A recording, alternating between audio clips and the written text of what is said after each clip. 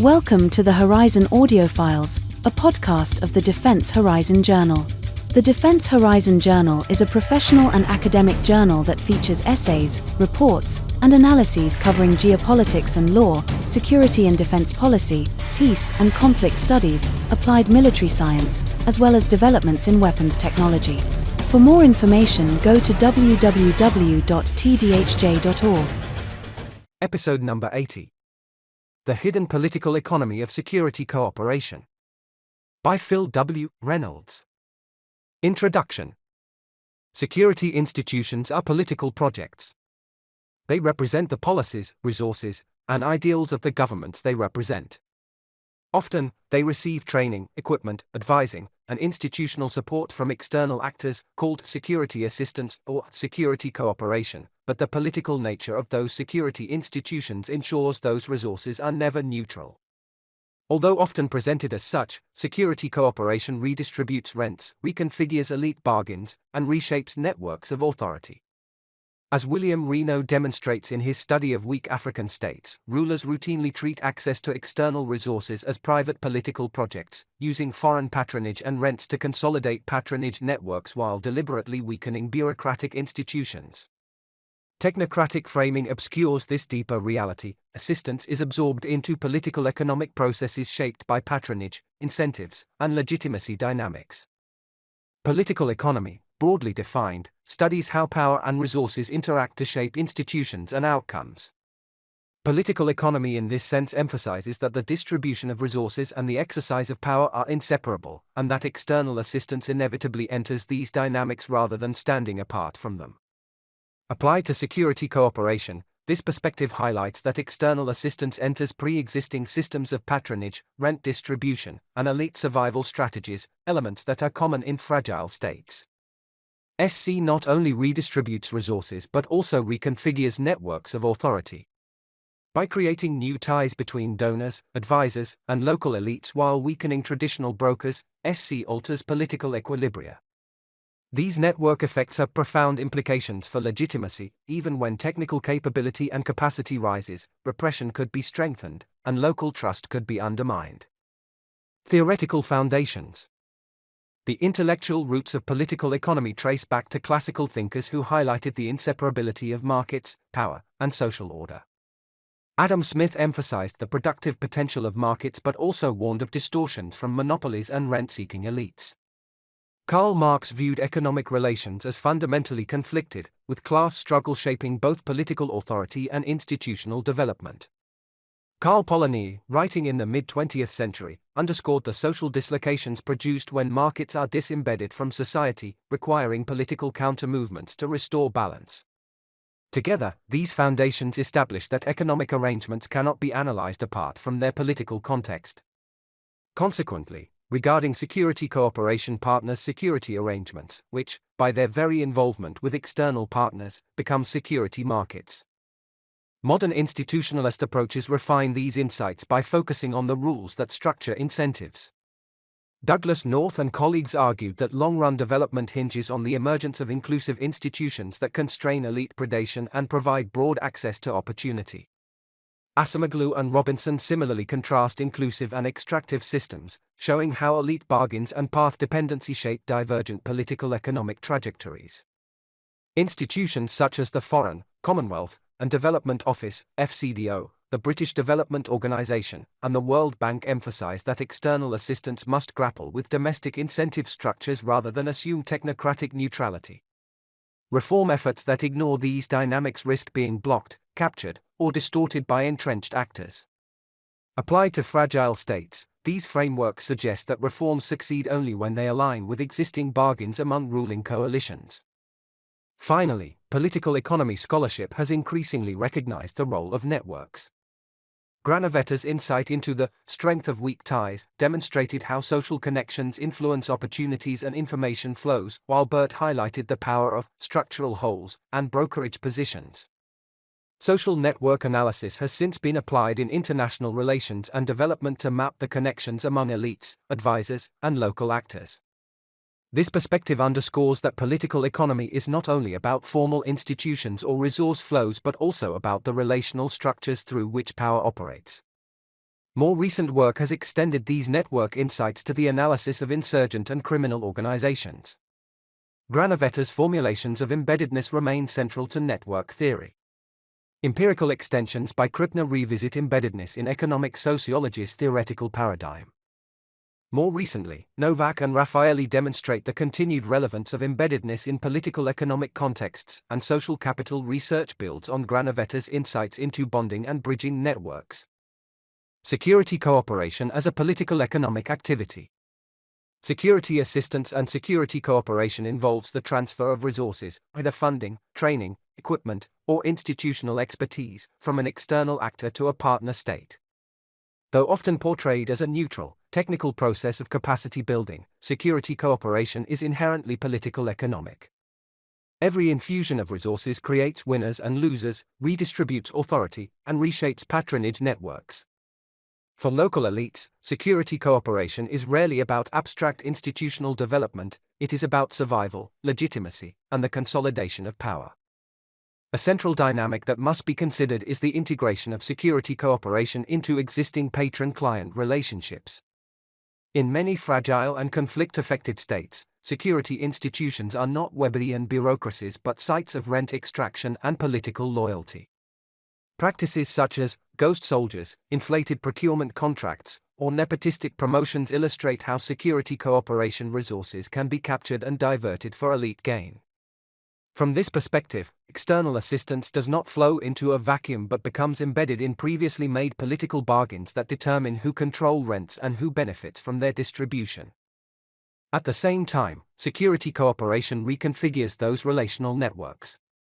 By creating new ties between advisors and favored officers, or between donor agencies and particular ministries, assistance empowers some actors while marginalizing others. Social network analysis suggests that these shifts alter degree centrality, who has the most connections, and, between this centrality, who controls access to key relationships, in ways that can strengthen or destabilize coalitions. This networked lens highlights that security assistance is not only about institutions but about relational power, that is, who it is that sits at the junctions of information, resources, and authority.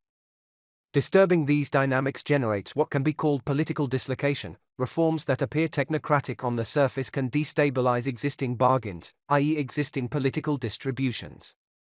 When assistance bypasses traditional brokers, it can fracture networks of authority, creating openings for insurgents or spoilers to mobilize grievances.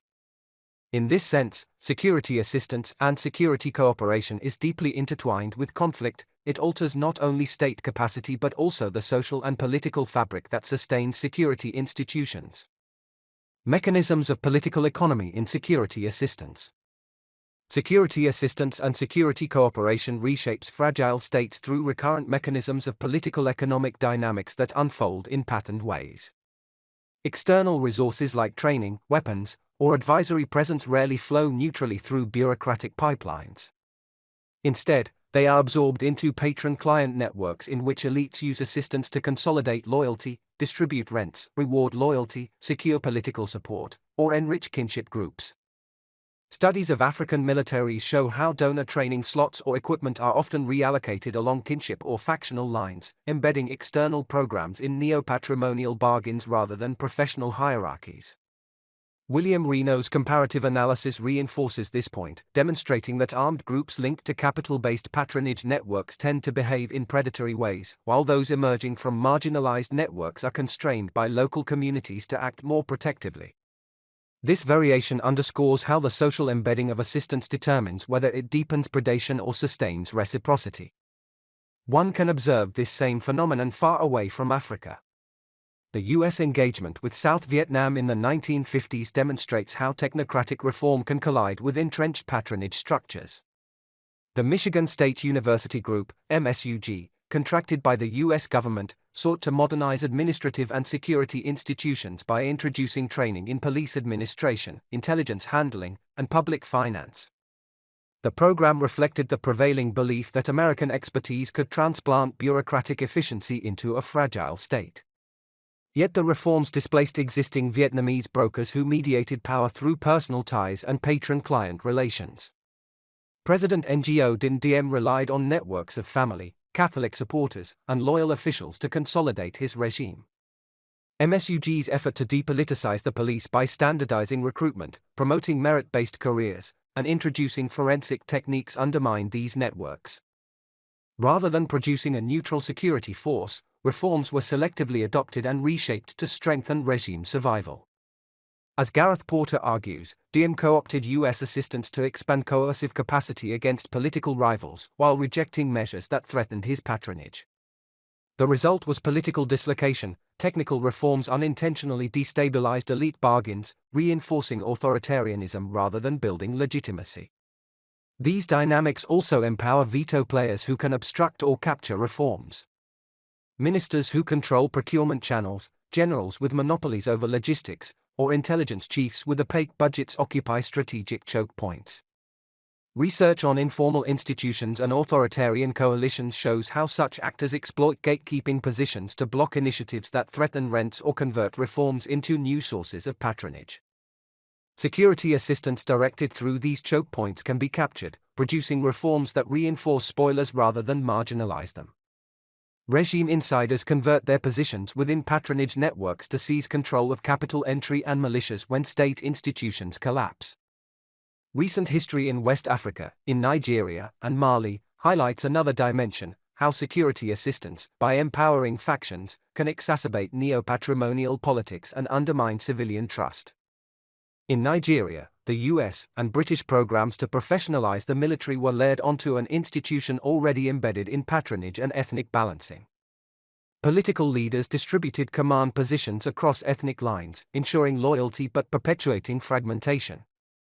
External training and equipment often benefited select units, creating disparities within the force that mirrored broader elite rivalries. In Mali, French and US assistance expanded after 2001, focusing on counterterrorism and border security. Yet, as Isoline Begamaski notes, reforms were filtered through neo-patrimonial logic in which ruling elites used external resources to consolidate their networks.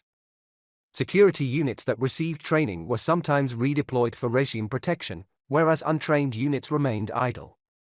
The 2012 coup revealed how fragile these arrangements were. Junior officers, excluded from patronage flows, revolted against both the regime and its external partners. Here, SC unintentionally deepened divisions within the military while doing little to build legitimacy with civilian populations, who perceived foreign-supported forces as predatory rather than protective. The concept of inserting foreign advisors and embedded trainers further alters the territorial locus of authority. Decision-making often shifts into hybrid arenas in which international donors and technical experts become indispensable brokers. This deterritorialization of authority, observed in many contexts of transnational governance, displaces sovereignty and blurs accountability. Reno's discussion of Sierra Leone highlights how cross-border patronage ties, such as the Revolutionary United Front's dependence on Charles Taylor in Liberia, severed connections to local communities and freed commanders from social reciprocity, enabling more predatory forms of violence. Preferred units and commanders who have received extensive security assistance training and equipment can deflect local criticism and anger towards donor states, while continuing to act with impunity. Security cooperation risks producing similar dynamics when external advisors or foreign sponsors become the decisive patrons.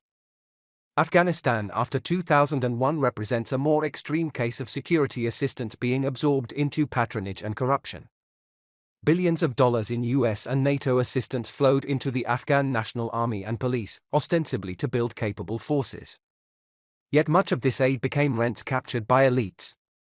The phenomenon of ghost soldiers, personnel listed on payrolls but absent in reality, illustrates how commanders extracted resources by inflating numbers.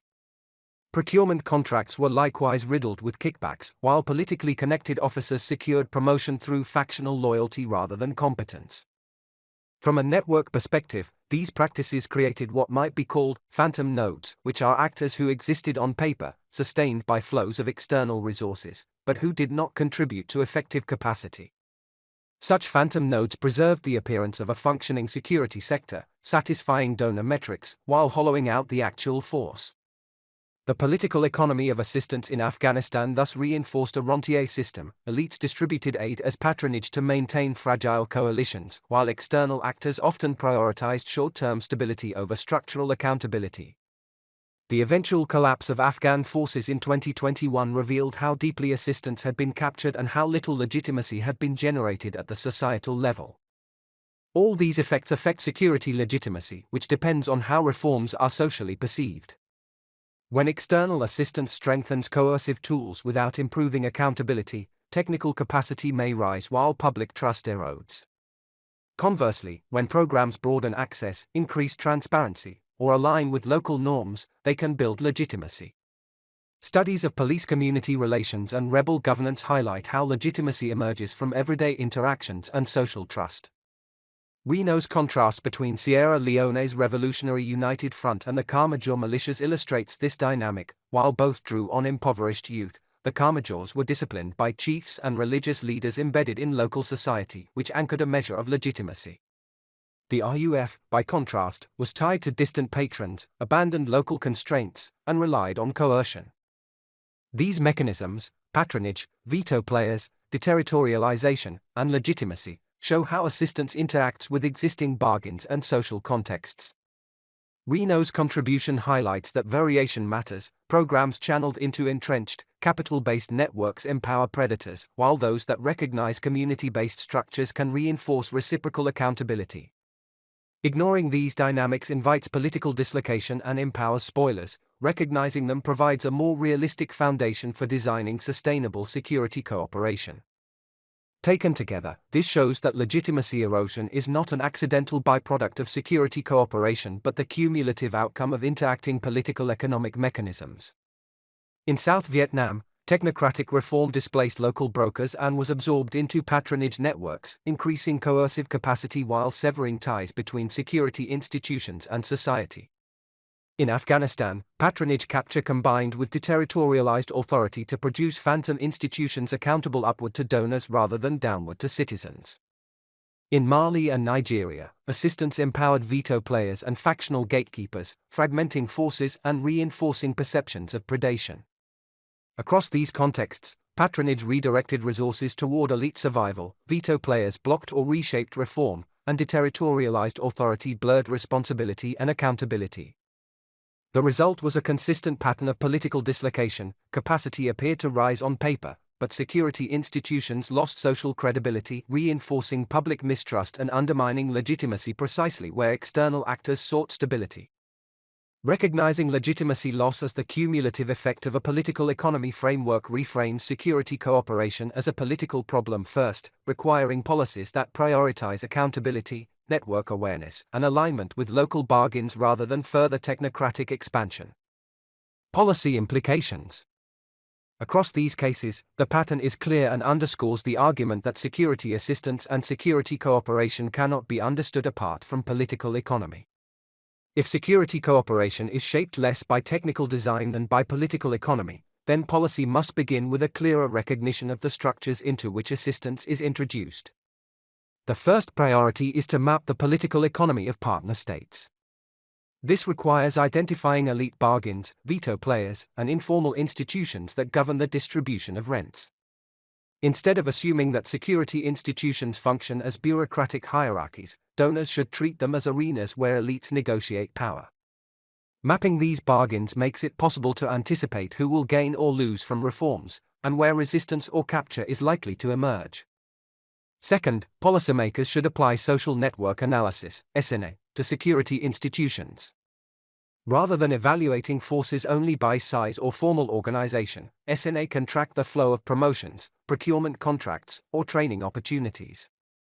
These data illuminate where patronage hubs exist and who functions as brokers or spoilers within the system. Identifying such positions allows external actors to design programs that do not unintentionally reinforce power monopolies. For instance, analyzing the networks behind officer promotions can reveal whether assistance is broadening professional opportunity or deepening factionalism. Third, security cooperation programs must elevate legitimacy as an operational objective alongside capability. Training or equipping a unit is of little value if that unit is perceived as a predatory arm of regime control. Legitimacy can be built through measures such as transparent recruitment, accountability to civilian authorities, and meaningful engagement with local communities. By embedding legitimacy into program objectives and evaluation metrics, donors can avoid the trap of strengthening capacity while eroding public trust. Operationalizing the political economy of security institutions also pays dividends for the irregular warfare community of practice. Irregular warfare (IW) campaigns turn not only on kinetic capability but on the ability to understand and shape the social networks, elite bargains, and legitimacy structures that sustain conflict. While ambitious, embedding political economy analysis and network mapping into security cooperation creates a transferable analytic capacity, one that equips practitioners to anticipate how assistance will intersect with contested authority and to design measures that mitigate spoilers. In this sense, institutionalizing political economy approaches within SC policy can bridge communities. It grounds day-to-day program design in the same social understanding that underpins successful IW. Finally, external actors must recognize the limits of influence. No matter how well designed, assistance cannot fully override local incentives or re-engineer political bargains. The goal should be to mitigate risks of capture, not to impose ideal-typical institutions. Recognizing these limits tempers expectations and encourages a focus on achievable reforms, improving transparency at the margins, strengthening nodes of accountability, and reducing opportunities for rent capture. Durable outcomes emerge not from technocratic transfer, but from aligning assistance with the political and networked realities of fragile states. Conclusion. This paper has argued that security cooperation is not a neutral exercise in capacity building but an inherently political, economic, and networked process. Every infusion of external resources reshapes incentives, redistributes rents, and reconfigures relationships among elites, advisors, and local actors. To treat SC as a purely technical transfer of training and equipment is to risk overlooking the political bargains and informal institutions that determine its trajectory. Ignoring these dynamics produces familiar pathologies. Programs detached from political realities suffer from technocratic drift, i.e., yield reforms that look coherent on paper but collapse in practice. Political dislocation emerges when reforms destabilize existing bargains, empowering spoilers rather than building legitimacy. In the worst cases, SC increases capacity for repression while eroding public trust, creating hollow institutions vulnerable to collapse. The broader takeaway is sobering: insurgents and spoilers thrive where SC fractures networks of trust. Recognizing this fact does not eliminate risk, but it provides a more honest foundation for designing programs that seek sustainable security in fragile states. Security cooperation succeeds only when it builds not just capacity but legitimacy, and that requires treating it as a political economy, not as technical assistance. The author, Phil W. Reynolds, Ph.D., teaches political science at Embry-Riddle Aeronautical University. He taught operational analysis for the Department of Defense and was, for many years, a monitoring and evaluation practitioner. He is the author of numerous articles on national security, security assistance, and irregular war. His most recent work is a chapter in Foundations of Defense Project Management, Handbook of Defense Project Management, 2026, from Bentham, DOI, 10.2174-97988998117781260100013. The views contained in this article are the author's alone. This was the Horizon Audiofiles, a podcast of the Defense Horizon Journal. For more information, go to www.tdhj.org. Thank you for listening.